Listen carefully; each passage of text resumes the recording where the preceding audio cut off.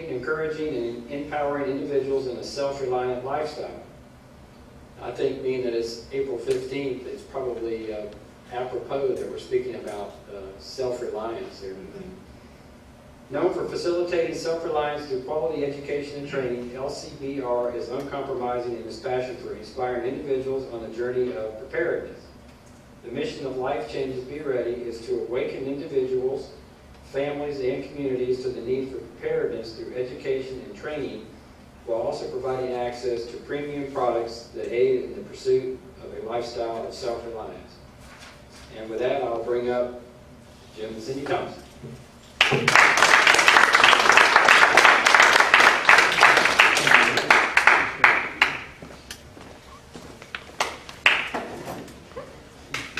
I've got some technical issues here that I've got to overcome.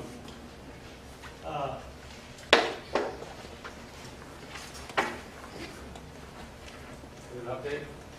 I'm not sure what it's doing. I don't use this computer very often, and I just grabbed it tonight. It's got my presentation on it, but I may have to fly by the seat of my pants here.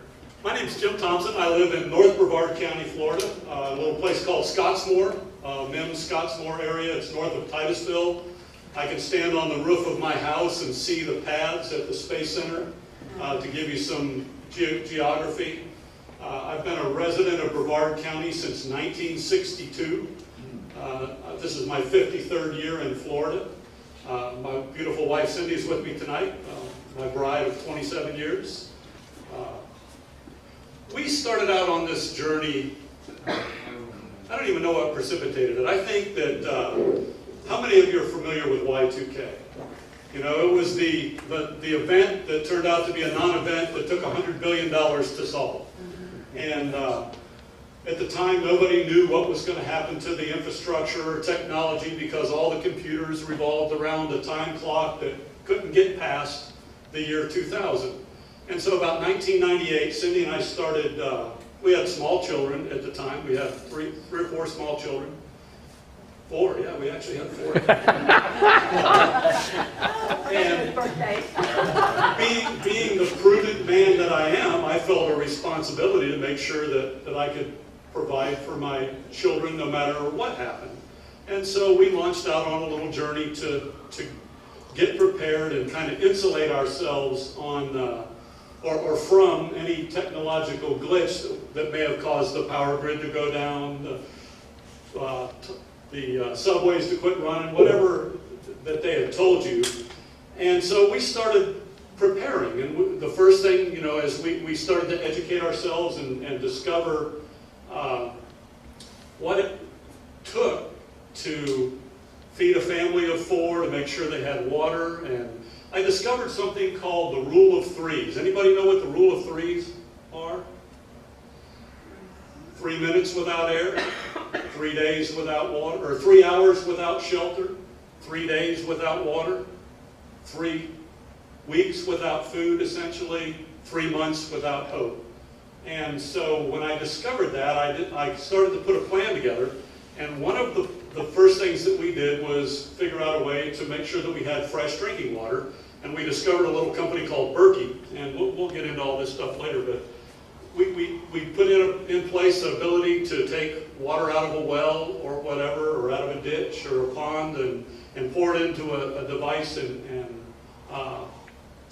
purify it so that it was drinkable. And living here in Florida, how many of you have lived through a hurricane? You know, how many of you were here in 2004 when we had 3 hurricanes roll over top of us in 3 weeks? Yeah. Water everywhere and not a drop to drink. You know, in Satellite Beach in Brevard County, there was so much rain that the sewer plant overflowed and poisoned the potable water. And so for 3 weeks in Satellite Beach, you couldn't drink the water without purifying it, boiling it, doing something.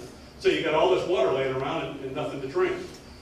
And through that 2-year period that we were leading up to the year 2000, we learned a whole lot about how to become self-reliant. We learned a whole lot about how to return to the ancient paths that my great-grandparents took for granted. We learned how to can food. We learned how to butcher. We learned how to do all sorts of things that people have forgotten. You know, it's so easy to go to Publix and get a chicken. It's so easy to go to the store and buy whatever you need. As we've moved deeper into our preparations, we've discovered that the food delivery system in America today, how much food is in the delivery pipeline at any one time? Anybody know? 3 days. 3 days. My son, my youngest son, is 18 years old.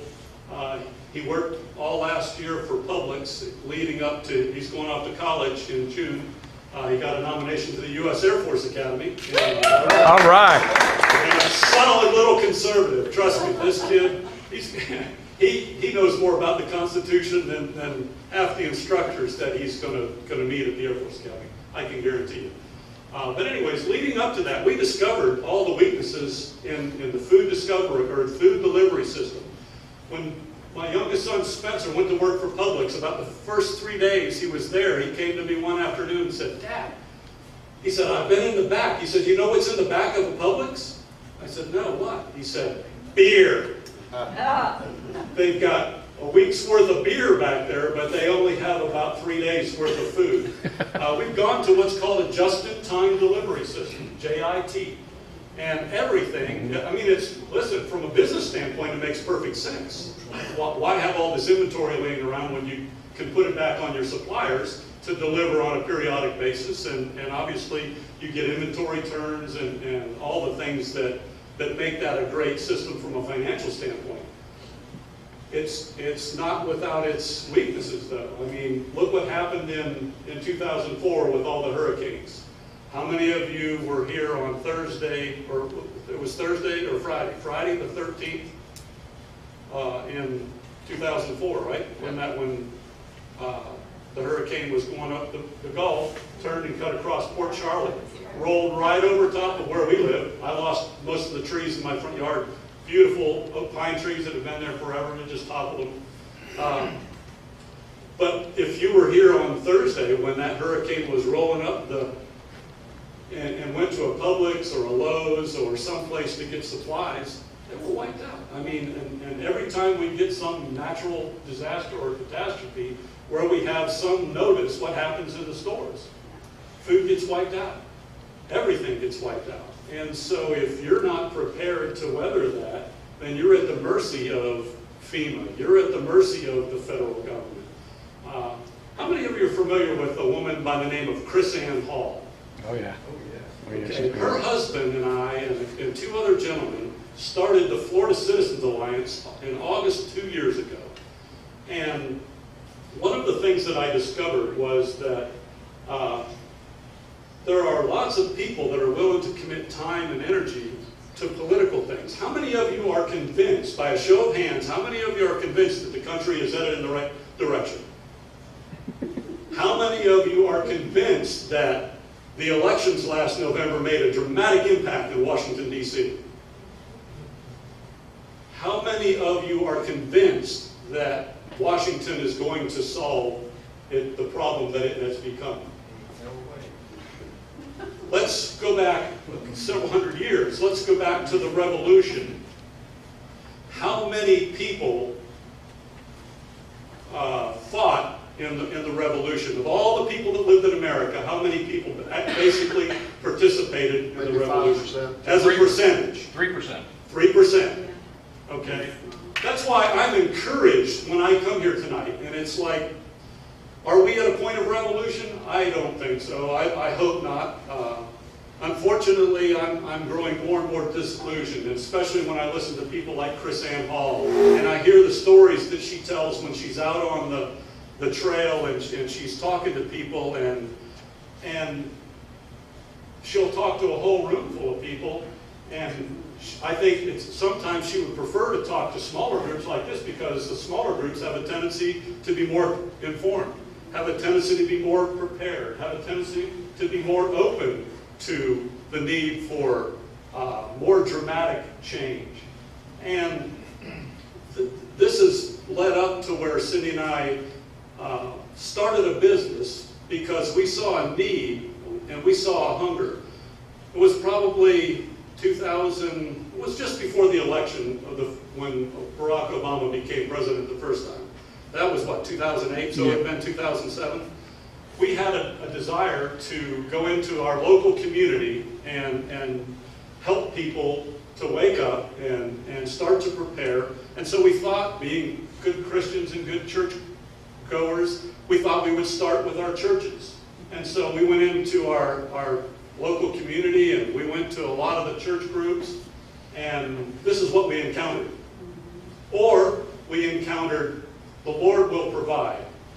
Okay, I'm not going to dispute that, but He usually provides through people like Joseph and Noah, and do I need to go on? There are usually people that are out there who feel impressed or have felt impressed to go and bang the bell or be the clarion call to say, hey, look, if you want potatoes, you better bring a hoe, you better bring some seed, cut the growth off the potato, because that's what it's going to take to get potatoes.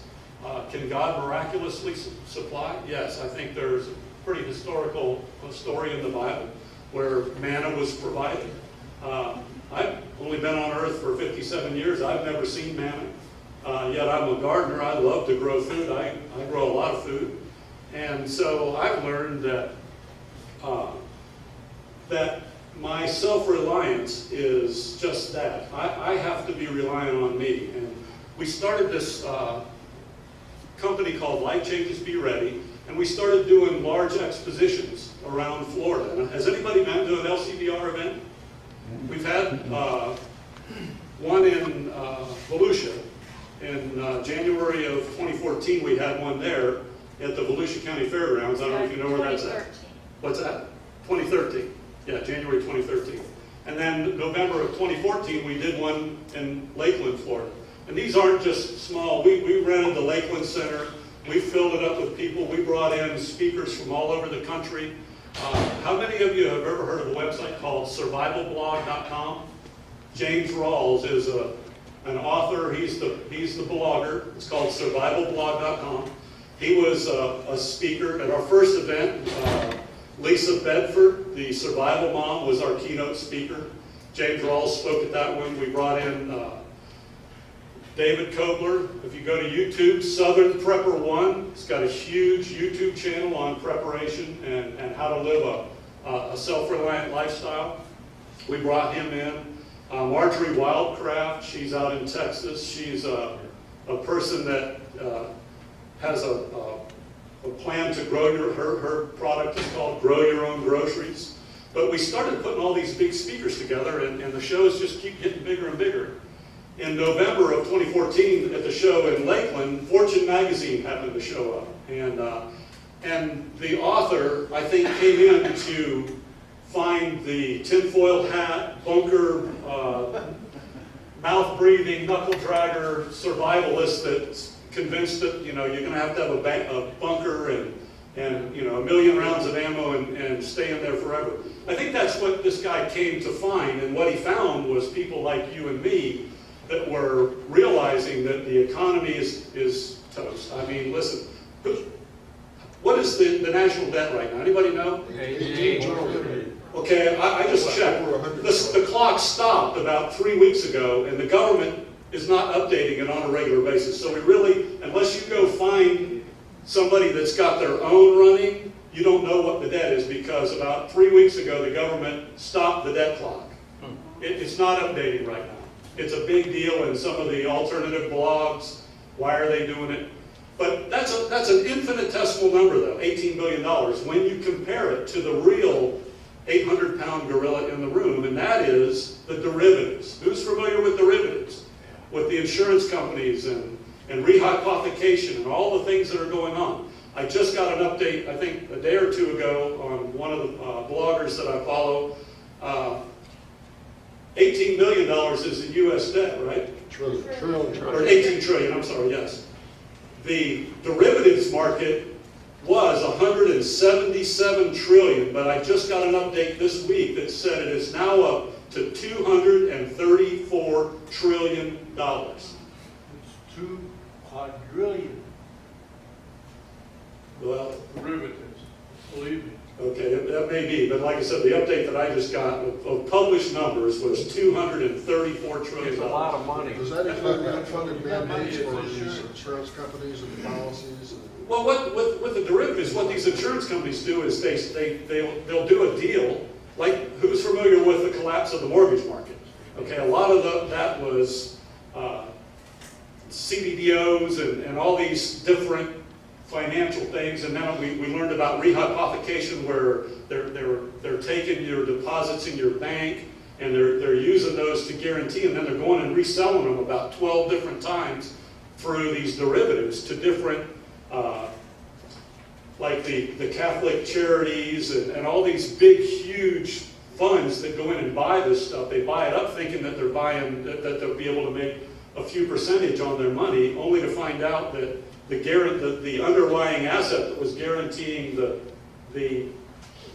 investment, it has been hypothecated a dozen times. In other words, that same collateral has been used in 12 or 13 different transactions through these derivatives, where they're taking debt and then they're moving it over here and then they're using it to guarantee more debt. I mean, it's just a mess. You say 2 quadrillion? It wouldn't surprise me at all, but the published number is 234 trillion. That's more than all the GDP of all the countries on the face of the planet. So what makes us think that we're immune from the rules or laws of economics? I mean, it's just crazy.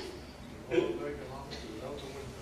just doesn't exist. So when you look at this whole big picture, what are people like us supposed to do? How are we supposed to function? When I started going back and looking at the individuals that fought in the Revolutionary War, they were all self-reliant. They couldn't be starved out. They could be burnt out. They could be shot. They could be run off their land. I mean, and we have a lot of history where that happened, a lot of stories where that happened. But they were self-reliant in that you couldn't take the skills that they had up here. And no matter where they ended up, they could survive. They knew how to go into the woods and harvest food. They know how to eat the plants that grew in the areas that they did. And so I started looking at all this stuff, and Cindy and I started doing it. And we started bringing these speakers into our events, and it's just grown to the point where this guy from Fortune magazine came in and tried to write a bad article. Anyways, the article actually turned out pretty good, and it got picked up by the Drudge Report. And it was on the Drudge Report for 3 days. Our phones blew up. I mean, people from all over the country were calling, doing all sorts of things, and that we just sensed a real hunger. People were saying, can you bring an event to, we got calls from Ohio and Oregon, Washington, all over the place. People want us to bring this show, because we would bring in speakers that teach, and we would also have a floor where lots of products could be bought or showcased, like this stuff here, so that you could see the possibilities. And what transpired out of that was an event that we did last summer called the Summer of Survival. It ran from the 3rd of June, or Cindy knows the dates, I don't remember. The 3rd of June until the 23rd of August. And every week, twice a week, we would bring in a national expert on a live webinar to do a presentation, and then we did something that nobody had ever done before. We opened it up through technology. We were able to open it up for a live Q&A at the end. And so that ran all summer, and the last event we did was a roundtable where we took all these experts and brought them in. They didn't show up at our place, but we brought them in through technology into a roundtable, and people from all over the country, all over the world actually, we've gained a global audience because people all over the world realize that the economies, with the central banks doing what they are, all the shenanigans that the central banks are doing, it's not just in America. You go to Europe, you go to Russia, anywhere, and they're all doing the same thing. And basically they're stealing the money out of your pocket. Look what happened in Cyprus a couple summers ago. What did they do in Cyprus? They came in and took all the deposits. Yeah, and if you had X amount of dollars in the bank, well, those plans are already in place here in America. It's happening right now in Greece. Who's familiar with what's going on in Greece? Greece is getting ready to get out of the EU. And if that happens, all bets are off as to what the central banks do. Are they going, they're already, I think Sweden and Switzerland have already gone negative on their deposit rates. In other words, you're paying to deposit money, and you're not getting paid anymore in those countries when you put deposits in the bank. You actually have to pay the bank to keep your money in the bank. No thanks. Okay, well, it's coming here, folks. The plans are already in place. And going back to November of this past year with the election, I mean, everybody was jazzed, right? Election night. Man, I mean, look at all the Republicans that won. And what happened when that Congress convened? What was the first thing that the leadership did? Did they sell us out? They reelected the old leadership. Yeah, they sold us out. And so, we're, in my opinion, this is only my opinion, we're past the tipping point. There's just no way as a country that we can send, listen, I've been a Republican for a long, long time. There's no way that we can send politicians to D.C. to fix things because the system is so entrenched that we sent them up there. We had a joyous occasion on election night only to wake up the next morning and realize that, well, it wasn't the next morning, but to realize we're getting sold out, that they are just not going to fix the problem. And so what's going to be the tipping point? What's going to happen when things start to unwind? The people that are going to be able to survive are the people that have relearned or ventured back down that ancient path that their grandparents and their great-grandparents did. The people that know how and have canned food and put it up. People that have looked for alternative power sources, that have insulated themselves. What happens, how many of you are on city water? What happens when the power goes out? You'll get water for about 12 hours on the pressure. But what happens when the pump can't pump the water back up to the tower? What happens? It's a long walk to the lake. Okay, but can you drink the water out of the lake? You got to have a Berkey or a Katahdin, or I'm partial to Berkeys, but there are lots of products on the market. Is this just a wild pipe dream? Am I just standing up here going, you know what? What happens if the power goes out? You just did something to the sign. It's starting already, Jim. It's happening. It's an omen. Computer, sign. If there's no power and you have electric appliances, how do you cook? You know, I see a lot. I see on the men. I see lots of gray hair. I'd love to see some brown hair in here, but the reality is that the millennials, some of them are preparing, some of them are waking up. I think somebody mentioned Hillary Rodham Clinton. I think the millennials are waking up to the fact. I think they're all, excuse my French, they're all pissed off over what you just did at that community college out where they got locked in their rooms and couldn't even come out of their rooms. You know, I think that people will wake up at some point. But what's going to be the precipitating event that wakes us all up? Is it going to be economic? Is it going to be social or civic unrest? September 2013. Who knows what the EBT system is? Electronic benefits transfer, right? Yeah. That's food stamps. Food stamps. It's the only reason that we didn't have food lines in this last depression like we did in the first depression. It's because everybody didn't need to line up for food. They could just take their EBT, go to Walmart, and get food, right? So there was no soup lines. But September 14th of 2013, the EBT system was shut down for 17 hours in 13 states. Within 5 hours of that system being shut off, there were riots in Walmart. If you follow the alternative media, you'll have some knowledge of this. It never played on the evening news.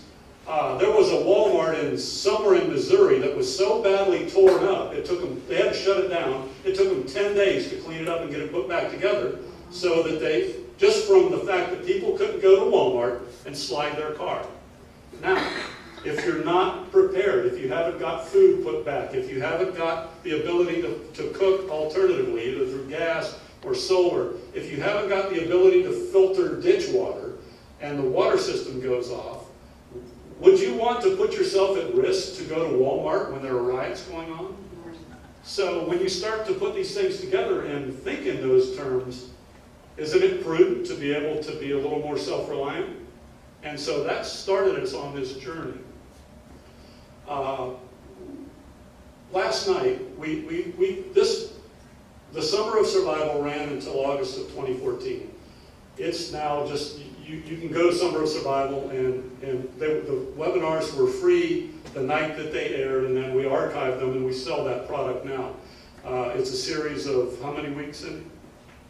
It was 12 weeks, but we added some. Yeah, there was some bonus So sessions. there's like, So there's 24 or 27 sessions that take you from not knowing anything about self-reliant living to being an expert in self-reliant living. And when 2015 started to roll around, we decided that we were going to continue those, only we were going to do them free, and we were going to do them on a 2-week basis. So every 2 weeks, we've been running a webinar where we bring in a national expert and they talk about some aspect of self-reliant living. Last night we did one with Paul Munson, who owns Sun Oven, and he's done 2 with us. The first one he did, he talked about the Sun Oven and how he came to own the company and the benefits of it. Last night he did one called The Essentials of Cooking with a Sun Oven, where he got into the gooey, gory details of how to bake bread and how to cook a roast and a chicken and all that stuff. I talked to a gentleman he said he built one himself because he saw the need. You got, what, 250 degrees, you say? 275? These get 400. So that little oven right there, you can bake bread in. You can bake a chicken. I baked a chicken the other day. We had a film crew come and spend the day with us. When was that? about In a the month morning? ago. What, about a month ago? From Korean TV. Even the Koreans are waking up. Korean TV showed up at our house, and we live out in the country and have a pretty self-reliant lifestyle. And they got there about 1 o'clock, and they spent 5 or 6 hours following us around and talking about preparation so that they could go back to Korea and put it on they do a show, because I think it'll end up being it's like a 60-minute show, only it's in Korea. And I think we had about a 20-minute segment in there. So even countries around the world, people around the world are waking up to the fact that, or feeling the pressure. At our show in November, we were amazed at how many women were there, how many mothers, how many families came through, because they're seeing how vulnerable they are, how vulnerable they've become to the just-in-time delivery system, to the city water, well water. I'm on a well, and I'm still on power. One of my projects this year is to take my well off the grid. And it seems like it's going to happen sooner, because yesterday my well pump. Well, I've been putting it off because the solar pump that I want for mine is $1,700, and it's 2 inch or 2.5 inch submersible, goes down 42 feet, it's 2.5 gallons or 2.5 horsepower, 22 gallons a minute, but it'll run on DC power, and so I can put solar panels up and run, and then I'm completely insulated. I've got gas stove, which I can light with a match. I've got my Sun Oven, and so we've just systematically done things to insulate ourselves from the lifestyle that we've all become accustomed to. I grew up in a family that grew big gardens. My great-grandfather was a truck farmer, and I swear he could put a stick in the ground and it would grow. He had a green thumb, man. He could grow anything. And his son, my grandfather, my dad's father, was the same way, and my dad was the same way. And so I've learned all that through the years. And our saying was, you eat all you can, and what you can't eat, you can. And so that's how I learned to can, was watching my grandmothers and my parents can stuff. And those are lost arts. How many? I'm talking to an older crowd, so I'm pretty sure that a lot of you here know how to can, right? We usually can. Yeah, but how many of your children or your children's children, if you're grandparents, know how to can? How many know how to butcher? How many know how to kill a chicken? You know? My wife was fortunate enough to go to the U.S. Military Academy at West Point, and she was in the 4th female classer there. One of the things they had to do in their survival training was kill a chicken. So she learned the hard way. But today we have chickens, and we With get our her own teeth. eggs. What's that? With her teeth. I think they gave her a knife, actually. So I've kind of laid out a plan, and hopefully you've seen the vulnerabilities that we've come to accept as everyday life. Things that our grandparents or my great-grandparents, listen, the farmhouse that I spent all my summers in as a kid in a dairy farm in Ohio, they didn't have running water in the house until 1950. And they didn't have electricity in the house until 1970. And so, all that said, you have a different perspective. And when you see these young kids running around today, they can't hardly even change a tire on a vehicle. They got to call AAA to come fix a flat when they get a flat because they don't know how. And so, it's important to realize how vulnerable we are. And most of us are so caught up in our lives and so caught up in being able to go over and flip the switch on the wall and the power comes on that we don't even think about the possibilities. What if the power goes off? What if there is an EMP or a CME, a coronal mass ejection? Or what happens if, through the brilliance of our current administration, Iran decides to pop a missile over top of the USA and set off a low-yield nuclear device? Who in here is familiar with Operation Starfish Prime? Anybody ever heard of Operation Starfish Prime? We exploded. In 1962, the U.S. government set up a low-yield, a 1 megaton nuclear device 2 miles up in the atmosphere over the Indian Ocean, and they wiped out the power grid in Hawaii.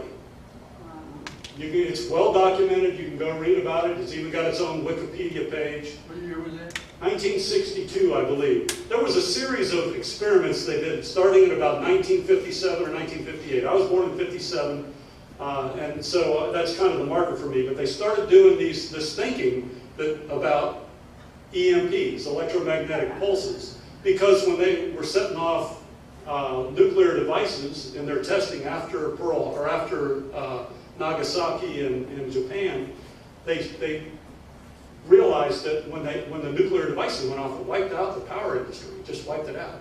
And so they started doing experimentation, and it led up to Operation Starfish Prime, which is where they set off a low yield. It wasn't a big device, 1 megaton.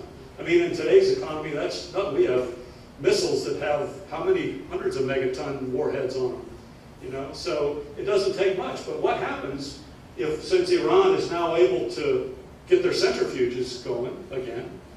Did they ever stop? Did they? I don't know. But now they can do it without the scrutiny of the atomic energy inspectors.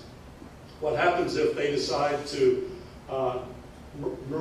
mysteriously give North Korea a warhead? And North Korea's been working on missiles that will reach the west coast of the United States. You know, I mean, we live in a scary world, folks. And I didn't come here tonight to scare anybody, but I just came here tonight to say, hey, it's time to start thinking about these possibilities and preparing for them. And I want to talk a little bit about some of this stuff. Some of you are familiar, obviously you know this is a Berkey. This is the smallest Berkey. A Berkey is a device that uses a ceramic filter inside, and it will filter out everything but salt. There are some pathogens that will get through it, but you can usually do away with those using iodine drops. But it'll take care of cryptosporidium, giardiasis, all the nasties that give us the terrible gut aches when we drink ditch water. It takes care of those.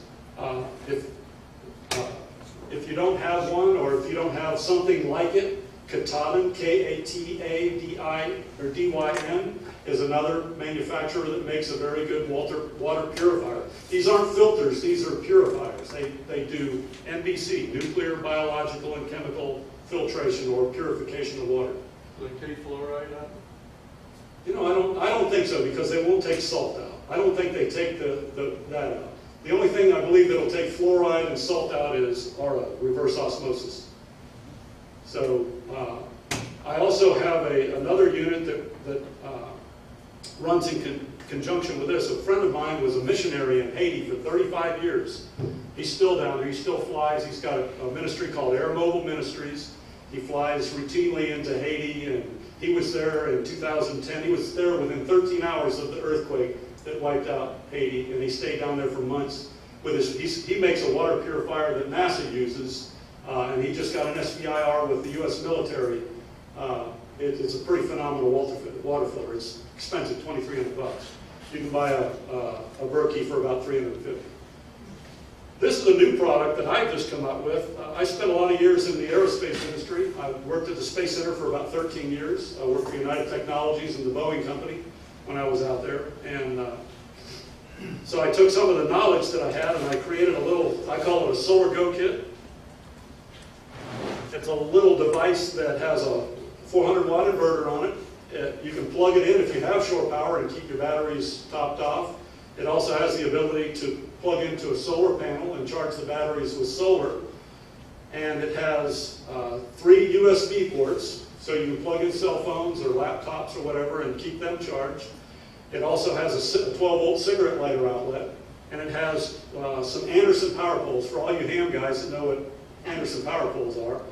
It's got 4 Anderson power poles with 12 volts, so you can just plug in there and run radios or what have you. Obviously, the sun oven's pretty hard to miss, and that device is amazing. When we bought that, what, 12? Probably in 98 or 99. Yeah, maybe, yeah. I didn't realize it was that. It's almost 20 years ago. And we use it all the time. It's amazing what you can do with a sun oven. The power of the sun. You set it outside, and in an hour and a half, you can cook a chicken, a whole chicken, and just fall off the bone tender. You can bake bread. You can bake cakes. You can bake cookies. You can dehydrate. You can hard-boil eggs without water in a sun oven. You can take a dozen eggs, put them in a carton, put them in there. It takes about 20 minutes at 350 degrees. No, you don't have to get that hot. I think 275. About 275 degrees is all the heat you need, and in 20 minutes it'll hard-boil fresh eggs. How many of you have ever tried to peel a fresh egg? And they're about impossible to peel, right? You have to wait about 7 to 10 days before you boil them. You can take an egg, 20 minutes out of a chicken, put it in there, hard-boil it, and peel it. Somehow that membrane that sticks to the egg after it's hard-boiled, that doesn't occur when you use the sun to hard-boil an egg. You can dehydrate with it. We're big dehydrators. We've got other products. I'm going to bring Cindy up and let her talk about our favorite products. And she's also going to tell you, we did a webinar with Paul Munson last night on the sun oven. And right now he gave us a super deal. Normally that sun oven with all the utensils that it comes with is like $448. And Paul made a special for us last night on our webinar, and it's going to be in effect until April 20th for $315 or $315. You get the oven, you get the dehydrating racks, cookware. I mean, there's a whole bunch of stuff that comes with it. So why don't you come over here and talk? Do we have internet here to pull up this? Yep, I don't know. Is should there be, internet? should be. I don't know if this computer. Is it still thinking? Yeah, I didn't realize that there was Wi-Fi in here, so it started updating. I haven't opened it. We can pull it up. You wanna I'll use- give you the You link. go ahead and talk while I do that. You can use mine if you want. Yeah, all I want to do is pull up the link to the Yeah, just let me pull special. it up. I think I can pull it up. But one thing I did want to say is, he kept saying it wrong, but with November 2013, we did an expo January 2013 and then November 2013. Well, at the November 2013 expo, we did it over at the Lakeland Center. And during that, at the end of the first day of that expo, we hosted a round table for all the leaders of conservative grassroots organizations across the state of Florida. And it was really rewarding to us to have everybody in one room. Our hope was that, we could get people to work together, all the various groups. But what I told them is what I'll tell you too. We love coming out to talk to the grassroots organizations because I view you guys as the foot soldiers in the war for our nation. And if the soldiers are prepared, if they have their home and their homestead and their families ready for whatever is coming our way, then you have the energy to fight the battle. But if you're worried about how am I going to eat, how are my kids going to eat, what's happening with my money, should I put it in gold and silver or whatever, then you're taking away that energy to go fight the wars that you're trying to fight. So that's how I look at it, and I applaud you for everything that you do, because I realize how much time, a lot of you put into this. And I kind of look at it as we're on the sidelines, you know, we're familiar with and have good friends. Cindy Yule has become a great friend of mine at the Greater Orlando Tea Party. We'll be speaking there next month again, along with Kirk Elliott. Have you guys ever had Kirk Elliott here? I would highly recommend him. He makes the trip twice a year. He's our, what I call my precious metals expert, but he does an extremely good presentation on the economy. And he is an asset protection. He does, he's from Durango, Colorado. But he'll be at Cindy's group on May 19th. So if you want to catch him there too. But anyway, so that's why we like speaking. One thing that Jim didn't really say this, but this is somewhat our calling. You know, it's more than a business. Yeah, we do the webinar. We're not even charging for them right now. They do take time because it's a calling that we feel called to, you know, to wake people up. And we really see the need. We see the direction that the country's going. And kind of like we want to get people to get their house in order. If one house is in order and another house and another house, finally the community. And really what jump-started even doing the expos, the large expos, was a little event that we attended in Geneva, a little community event that Geneva hosted just for their people to get their community prepared. So I just want to mention that. And then he mentioned James Rawls' Survival Blog. He has written a series of, we didn't bring them all, but about 5 or 6 books. But 4 guess novels. what? One of them is centered in Tavares, Florida. Is that Of all the places in the world, right here. So if you get a chance to go out and read that book. And James Rawls is the type of guy, he, you know, is not going to come live, but we were able to Skype him in. And one of the things, as a Floridian, a fellow Floridian that I want to share with you, I mean, he thinks, you know, Florida's going to be a tough place to be when things break down. But his words to us were, if you have to be here, prepare. Prepare, like Jim was saying. Don't be that one that has to go to Walmart. Get everything, be able to kind of hunker down. We're not talking bunker mentality. You know, if we want to work with our neighbors and everything, and we don't promote that mentality of a survivalist anyway. It's more about community, but being wise in what you do so that you don't have to be the one that runs to Walmart. So, looks like you have it up. Yep, it's up. It doesn't really show. Can you scroll down? Or maybe he has it listed there. So, if you had even this much interest in a sun oven, you won't ever find this deal. This is just because we know Paul. We met Paul at an event, and he is offering it. He doesn't even have it on his website. This is a special link for our people, where you get, let me just go ahead down there, the sun oven, which is usually close to $300 itself, but then you get the dehydrating and the baking rack set, 2 pots that he made specially, or he had made specially for this. Everything is made in the U.S. A water pasteurization indicator, 2 loaf pans, what he calls the cloudy day cube stove, which is something like this. When all you need for this to operate is enough sun that you can, that it casts a shadow. It doesn't have to be direct It sunlight. doesn't have to be a full day of sun. So, but if you have a cloudy day, then he offers something very similar to this. That's not what it's a cloudy day cube stove, and then 10 fuel discs. I want to say this. Honestly, we didn't come here tonight to sell Yeah, anything. we're not here, but This just happened to be a fortuitous happening where Paul was on a webinar with us last night.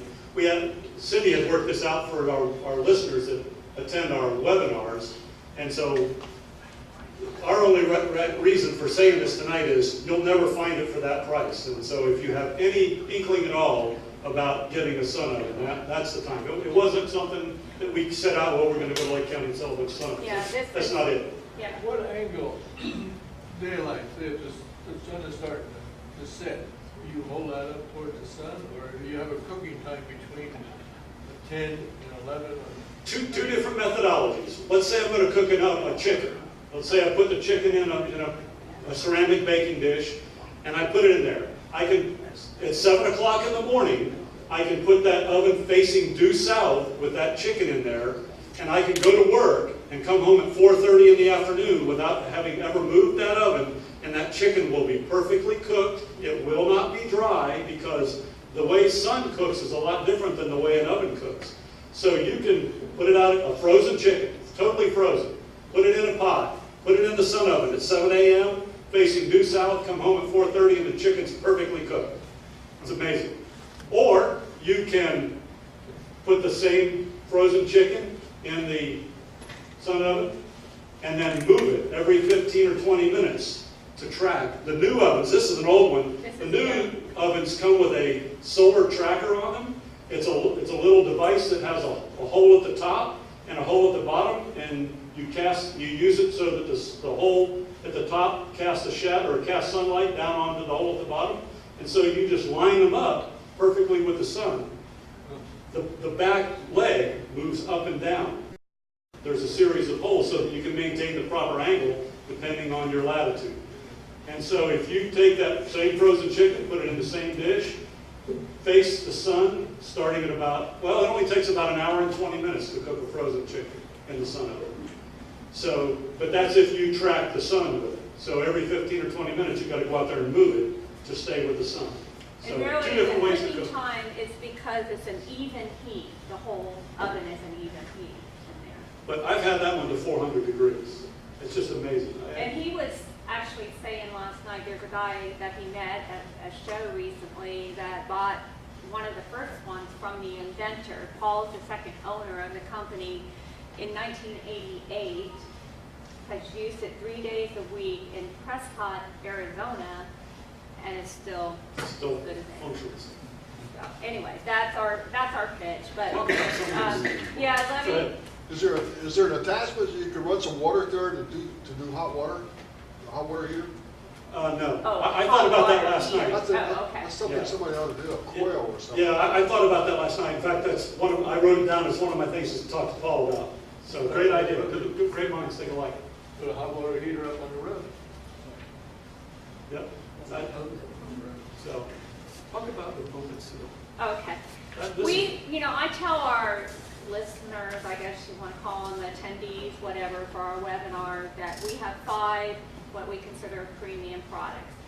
And I don't always talk about them, but now they know. One is the sun oven, one is the Berkey. Actually, I haven't even talked to our audience about the Berkey, but one is the Berkey. A third one is what I call the pump and seal. And how many of you know what a food saver is? a food saver. It's a little device that's got a roll of plastic film in it that's got 2 layers, and you seal one end, pull it out, cut it off, and then you can put food in it. You can put cheese or beef or whatever. Stick it back in there, and it pulls a vacuum on it and seals it. It's called a food saver. Well, But it requires power. it requires What do you do when the power. power's out? So back in the 90s, I guess 98 or 99, we learned a lot from the LDS church. We had several LDS members on our street, and one of them, actually, I gotta tell you that one of them, we don't live on that street anymore in them, but we have horses. One of my horses, one of my geldings, had a pretty deep cut on him. This is just yesterday. Overnight, I treated it, put some antibiotic cream on it. The next day, he was very lethargic, just standing in the field, not grazing or anything. So I had 2 options. I could call the vet, or I could call this LDS friend who is a very big student. This is one of my other favorite, I wouldn't call this one of the premium products, but Dr. Kristen Christopher's herbal medicine. And so I thought, well, I could have an $800 vet bill, or I could call Liz.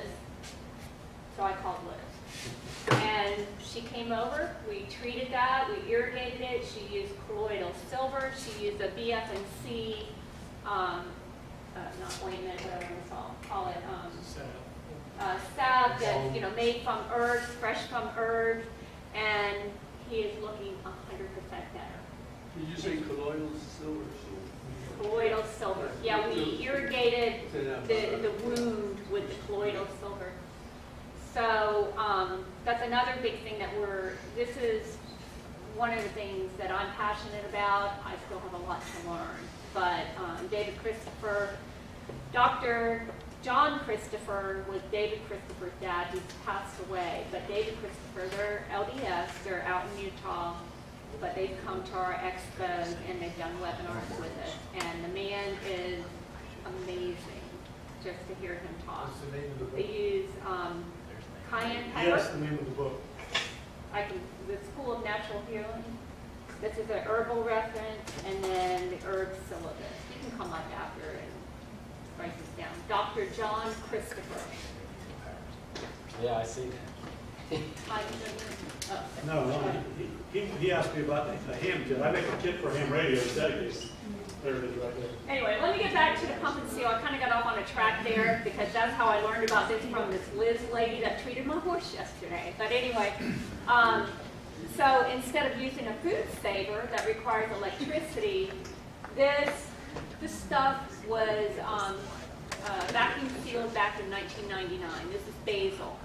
We bought our spices in bulk. And you can use this device in any kind of jar.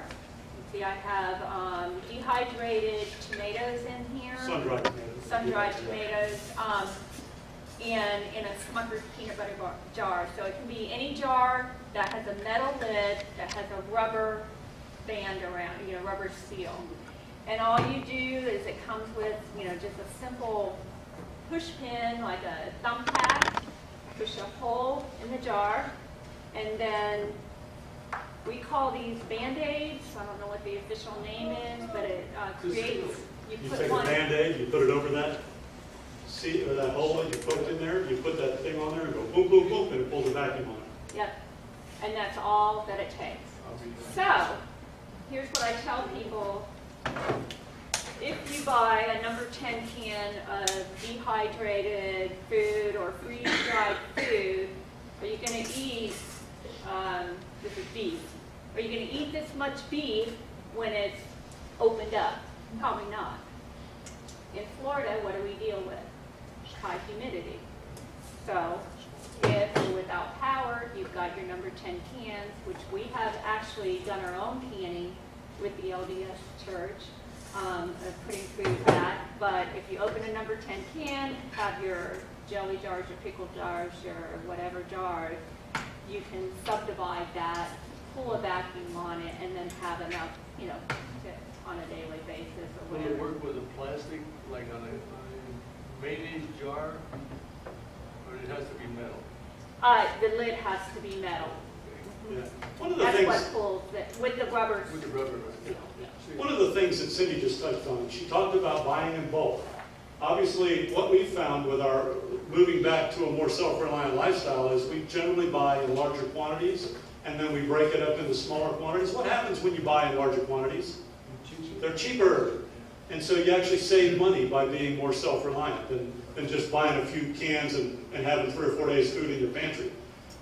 When you start to live a This is more... an example of that. Yeah. Well, we actually didn't buy the macaroni in bulk, but what I was doing at the time, I'm not doing this now, but I was really into couponing at the time. So basically, I was getting all my pasta for free, or 10 cents a Buy box. one, get one, or what, just... And I would double coupon it and all that. And so we set up an assembly line with our kids, One has a bag, one fills it, one puts the oxygen absorber in. We had the iron right there, and you iron across and seal it within, Mylar bags.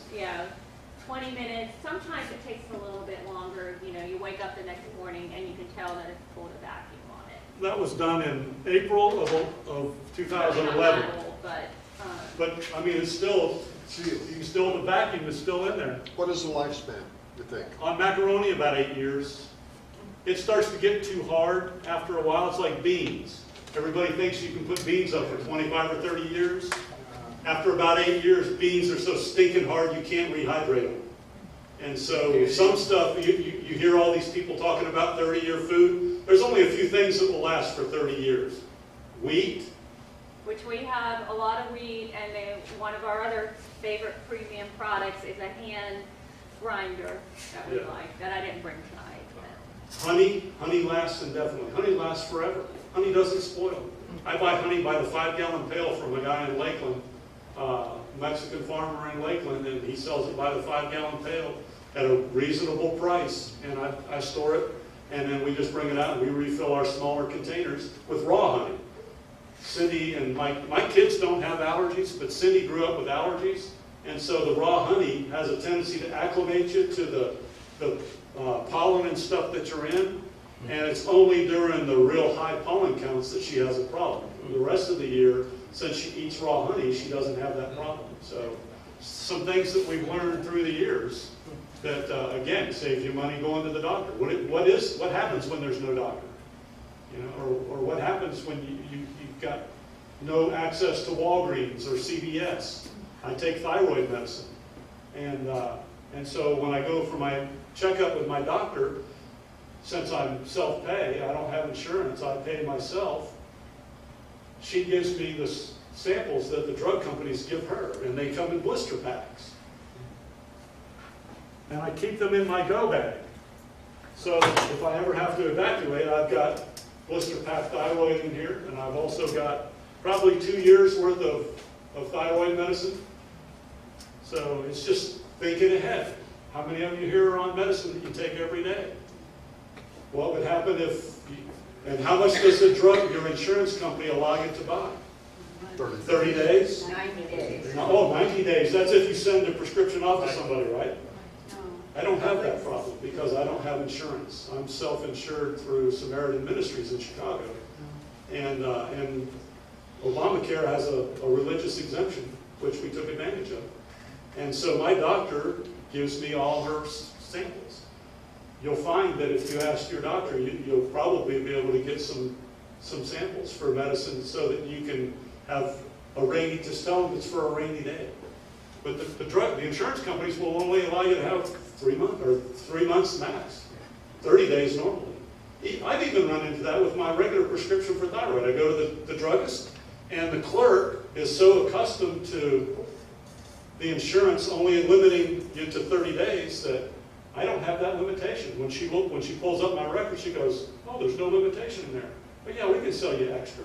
And so I get extra drugs that way. So anyway. But then part of that too is learning from people like David Christopher, who says his dad never lost a patient to a heart attack because he uses red pepper. And cayenne pepper, and he even tells stories himself about bleeding and just putting that on there, the red pepper, the cayenne pepper on there and stopping the bleeding. So there are amazing things. We've had Dr. Bones, they go by Dr. Bones and Nurse Amy, Joe and Amy Alton. Joe is a physician, and they use survival medicine. We've had them on our webinar several times. We just had them a couple weeks ago, actually. Did a whole thing back when Ebola was big and all that too. But they're big advocates, along with another physician that we've had on about using fish antibiotics too. You can go to an aquarium store and buy the same antibiotics that you go to CVS and Walgreens and get. You can go to an aquarium supply house and buy the same stuff, identical, for about a third the cost. For no prescription. No prescription. What is it now, antibiotics? Fish antibiotics. Fish antibiotics. Yep. Or avian antibiotics. And Camping Supply Company, what is it, campingsurvival.com? You can buy it from them without a prescription. And 500 count, 500 milligrams, 500 count, or 250 count bottles. Same exact stuff that you buy. Dr. Bones and Nurse Amy and Dr. Cindy have have on their websites lists of the equivalents. They'll tell you what the antibiotic that you would get from CVS, and then they'll tell you what to go to the aquarium store and buy the exact same thing. It's made by the same company. It's in the same color-coded capsules, same markings on them and everything. No prescription. Amazing. A friend went to Haiti to work on the people's animals. He was that. He'd been there 3 years. I asked him, how many animals been working on? Oh, I ain't seen any animals yet. I've been treating people. Yeah. How many filters are in the mercury? This particular one has 2. Now I've got the what is the big mercury? Which was No, under you're on a blank on it, but it's not the big mercury. But we have the crown. The crown. mercury. I have the crown, and it takes can hold 8. up to 8. I got one that has 4. Right. How much are the filters? They're, for a pack of 2, they're $99. So about $50 a piece. Four Yeah. is mine. How fast is the filter? Each filter will filter 3,000 gallons, and let's say you have 8 of them like in my crown turkey, it has 8. You take 3,000 times 8, so you get 24,000 gallons. And if you How clean fast? them, Oh, how fast? Yeah. Oh. well, the rate depends on How how many many filters filters? you have. Really, that's the biggest thing, because you can have the crown that we have and only have 4 in there. You have the choice of how many. It'll filters. filter, or it'll purify about 6 gallons of water in about 25 minutes. It's all gravity fed, no power. So, And everything about, I can't say enough about this company. They're just a first-class company to work for, everything. deal with. They used to get the filters from England, and they brought it over to the U.S. They didn't want to depend on any, shipping things and things were to fall apart and everything. So, the only other thing I'm going to mention to you Oh, is, see, yeah, the Scott's yeah, gonna we filter. just had, actually, I guess we had him on in February, but this is another one. If you had any interest, we're running a special. It ends at midnight tonight, but Scott did.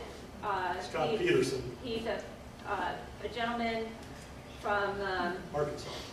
Arkansas, whose family runs this business. They've been doing this since Y2K. So they're one of the 2 companies out there that have been putting heirloom seeds together. Open pollinated seeds. Yes, since Y2K. And No GMOs. No GMO. yeah. No Monsanto. Bad word. No Montana. Bad word. So anyway, just to give you an idea, this has 21 varieties, 18,000 plus seeds, and he's offering it now for $14.97. So What's in it? I don't know how many varieties. There's 18,000 seeds in it. 21 varieties. 21 You varieties. can read everything. 21 different Then it's plants. got another special with the number 10 cans going. If you want the link, we'll give you the link. But that goes through midnight tonight. But you need to, this is a good barter item. We haven't talked about any of that. But, when you get your own house in order, you need to think ahead, okay, what would be a good barter item? And people may, Yeah, you can go to this website right here, lifechangesbeready.com, and hit the contact us button if you have any questions, and it'll go immediately to us. Is this you? Lifechangesbeready.com.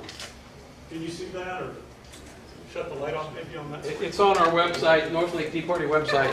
All right, so Yeah, there you go. Lifechangesbeready.com. If you have any interest in any solar energy or whatever, solargokit.com is another web. I just created that. I have our We cards up didn't here. come here to sell this stuff. Yeah. Honestly, I came to talk about the message, so. Any other questions? Yes, sir.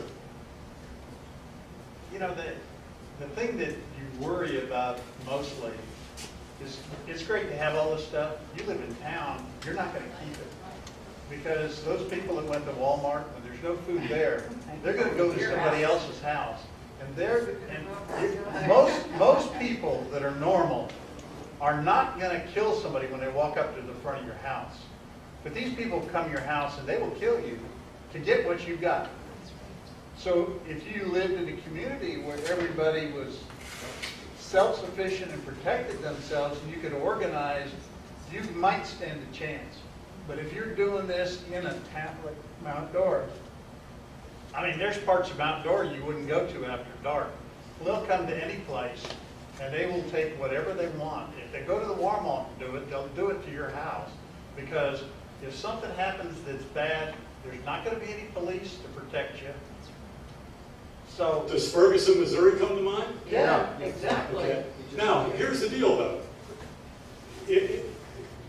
Right now, things are great, right? I mean, you go to Publix, you go to Walmart, you do whatever you want to do, and you get whatever you need and come home. How do you talk to your neighbors the way that we've talked to you tonight? Or, how do you talk to your neighbors like you just talked to me? That's the $1 million argument or the $1 million question now, because now's the time to prepare. Now's the time to get your neighbors thinking like you think. Now's the time to broach, hey, have you ever, you don't go and say, hey, I'm getting ready to buy up 500 pounds a week, you want to go in with me? They're going to look at you like you got 3 heads, right? But how do you start a conversation over the fence on Saturday morning going, I was thinking the other day, what happens if we had a riot in Tavares like they had in Ferguson? What would we do? Because now it's something that's in the news, it's something that everybody knows about, it's something that you can start that dialogue with your neighbors. You can say, hey, I was just reading an article and I saw where the EBT system got shut down last September, and within 5 hours you couldn't go to Walmart because it was too dangerous. Have you thought about that? What would you do? My neighbor would say, Obama won't let that happen. We've already had it. Well, if you won't let that happen, how come it's already happened then? Hey, well, it already happened. I don't want to keep coming back to our speaker, but we did have a speaker during the summer survival called Joe Nobody. You know what Joe's real name is? No, you don't, because he's Joe Nobody. But Joe Nobody is a big advocate of making your house look like it's already been ransacked. Okay, so that is one option. The other option, I do say that we have an advantage living in a rural area.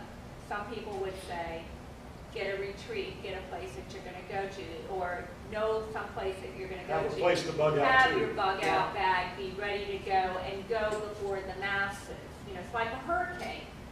If you wait too late, you're going to be stuck in traffic. so what we hope to do, even with our message, we may not win everybody over, but if their little radar goes up, when things start happening, then I feel like we've helped some. They'll know, oh yeah, maybe I need to go. You had a question?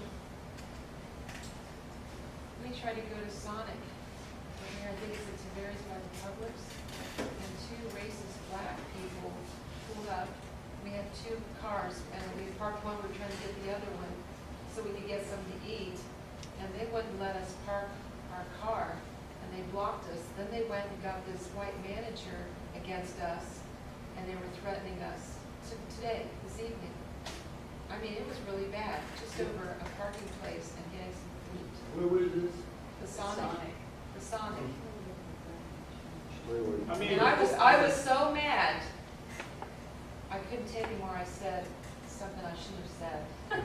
I did. I said, that's why our country's going to hell like the nigger we have running the country, I was just really mad. if this can happen in today, Yeah. in Tavares, Florida, what makes us think that we're insulated? Libya right now is uninhabitable because of what happened over there. I have my own ideas about the Middle East being purposely destabilized, but that's my tinfoil hat. Ukraine, the Ukraine was purposely destabilized. The State Department spent $5 billion in a coup in the Ukraine. I can send you the links to the articles. I can send you the link to, anybody know who Victoria Nuland is? Oh, yes. Spokesperson for the. She's the one that said F the EU, and the Russians blurted it out because she's the one that went into the Ukraine and destabilized the Ukraine. She spent $5 billion of our tax dollars in the Ukraine to destabilize it so that they could foment the trouble that we were, to make Putin the bad guy. It's well documented. This is not tinfoil hat stuff. This is well documented. It was $5 billion of our U.S. tax dollars trying to start shenanigans and make Putin look bad. He's a KGB thug, but anyways. Anyway, I feel like we've done your job, and it's at least you're our job is at least you're thinking about, how do I get out of here? You know, what am I gonna do? How am I gonna deal with, you know, roving gangs, basically? And so just start thinking that, and I think the answer will come to you. You know, everybody has a different situation, so what works for us, you know, I consider our situation, we're blessed. Yeah, we're in Florida, that's not James Rawls' favorite place, probably wanted to leave. Why was he saying that this is not the place to be?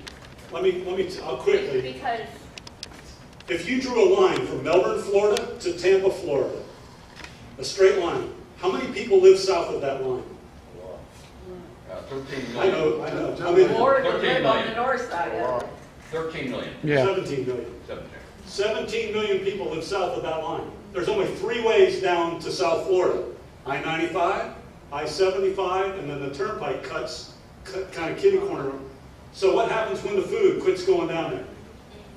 What happens to Where do those, they go? where do those 17 million people you go? can't go North. east and west. I'll be on US 27.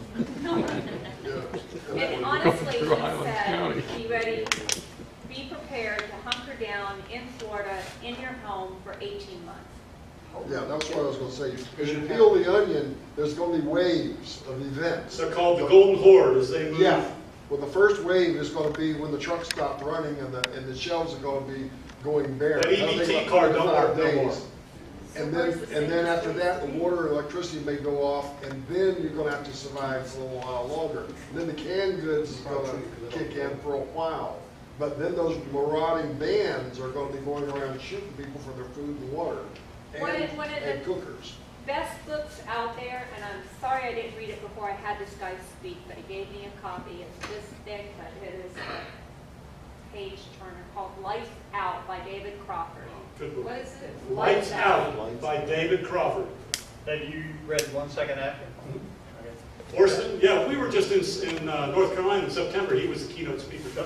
Florida is the worst state out of that thing. Any more questions? We've Yeah, gone way we've over. gone We don't want to over. take any more of your time. When do you roughly think this is all gonna? Yeah, right. I know we don't know the day or the hour, but when do you have a rough idea? Well, let me Not say a bunch this. of indicators. Who in here is familiar with Jonathan Cahn? Okay, he wrote a book called The Harbinger, where he talks about the 9 things that lead up to the collapse of America.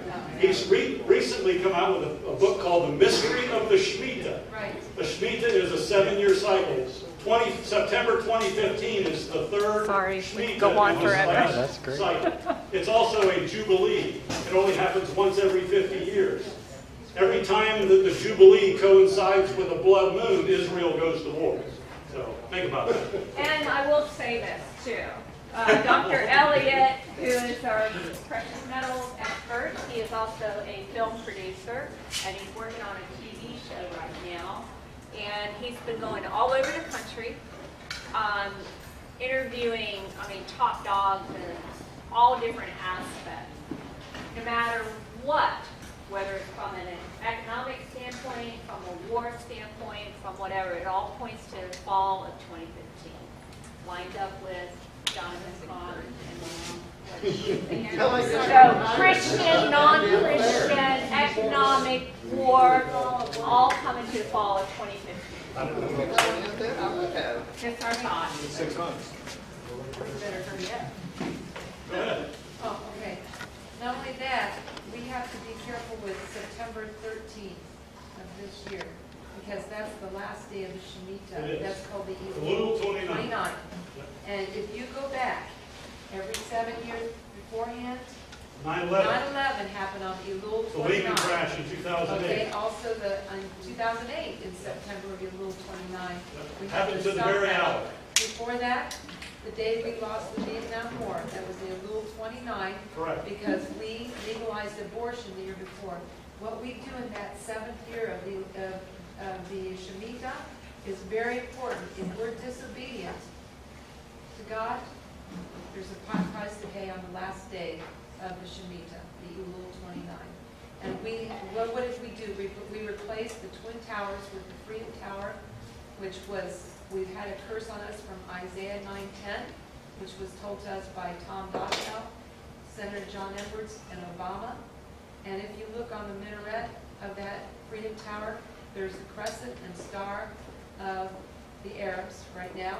And they replaced that sycamore tree with another tree. All these, and we built the Freedom Tower with processed stones instead of real stones.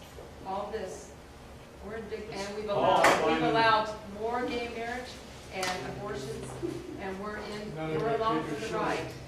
Be watched September 13th of this year. That's why we need to be prepared. All right, well, let's give Jim and Cindy a big hand for coming out.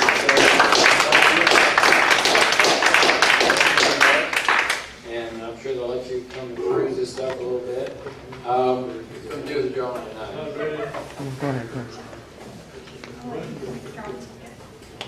Oh, All right, I guess. All right. Last three digits. 579. 579. Who's the big winner? Wait a minute. There she is. All right. Very good. Come up and pick out a book. Let's do 2. Let's do 2. Oh, yeah, 2 first, man. 2 first. All right, one more. Last three digits. 671. I picked it the last time. All right, you got that, Bob? Yeah. All right. Great. All right, everybody, thank you very much, and we'll see you in a couple of weeks with Kara Giroux from Harry Actor. Just throw these away. No, keep them. Does she reuse them?